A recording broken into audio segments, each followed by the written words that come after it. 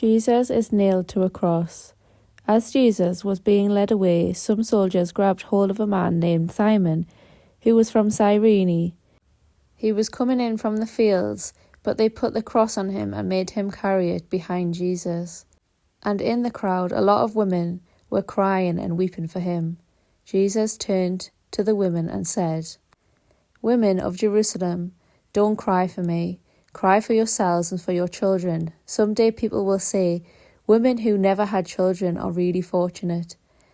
At that time, everyone will say to the mountains, 'Fall on us.' They shall say to the hills, 'Hide us.' If this can happen when the wood is green, what do you think will happen when it is dry?" 2 criminals were led to be put to death with Jesus. When the soldiers came to the place called the Skull, they nailed Jesus to a cross. They also nailed the 2 criminals to the crosses, one on each side of Jesus. Jesus said, "Father, forgive these people. They don't know what they are doing." When the crowd stood there watching Jesus, the soldiers gambled for his clothes. The leaders insulted him by saying, "He saved others. Now he should save himself if he really is God's chosen Messiah." The soldiers made fun of Jesus and brought him some wine. They said, "If you are King of the Jews, save yourself."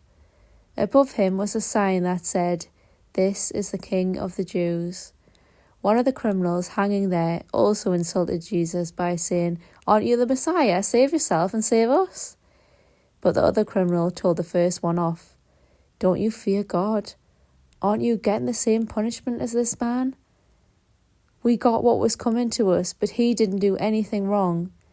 Then he said to Jesus, "Remember me when you come into power." Jesus replied, "I promise that today you will be with me in paradise." The death of Jesus. Around noon the sky turned dark and stayed that way until the middle of the afternoon. The sun stopped shining and the curtain in the temple split down in the middle. Jesus shouted, "Father, I put myself into your hands." Then he died. When the Roman officer saw what had happened, he praised God and said, "Jesus must really have been a good man." A crowd had gathered to see the terrible sight. Then after they had seen it, they felt broken-hearted and went home. All of Jesus' close friends and the women who had come with him from Galilee stood at a distance and watched.